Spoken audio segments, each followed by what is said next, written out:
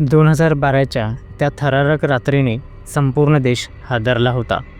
16 डिसेंबरची रात्र दिल्लीत एका विद्यार्थिनीवर चालत्या बसमध्ये अमानुष अत्याचार झाला.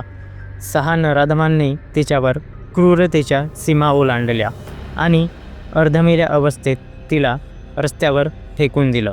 या घटनेनं भारताला जागं केलं. कायद्यांमध्ये बदल घडवून आणले, पण परिस्थितीत खरोखर काही सुधारणा झाली का? नॅशनल क्राईम रेकॉर्ड ब्युरोच्या आकडेवारीनुसार देशात दरवर्षी 4 लाखांहून अधिक महिला अत्याचाराशी संबंधित गुन्हे नोंदवले जातात. फक्त बलात्कार नाही, तर विनयभंग, हुंडाबळी, अपहरण, तस्करी आणि ॲसिड हल्ल्यांसारख्या गुन्ह्यांनाही हा आकडा वाढवला आहे.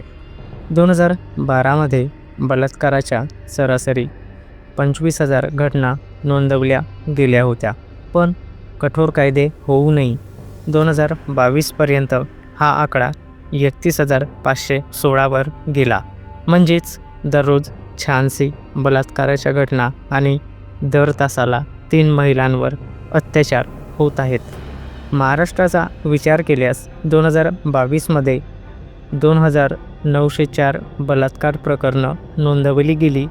ही संख्या कमी वाटली तरी गुन्हेगारीचं प्रमाण चिंताजनक आहे.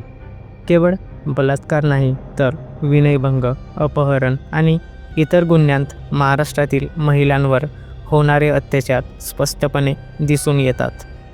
महिला अत्याचाराच्या प्रकरणात राजस्थान अग्रेसर आहे.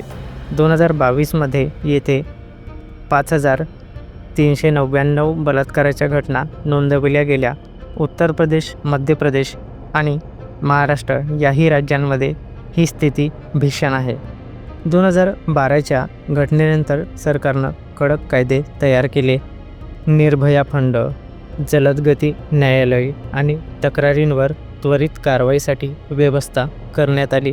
पण प्रत्यक्षात हे प्रयत्न महिलांना सुरक्षित करण्यासाठी पुरेसे ठरत नाहीत.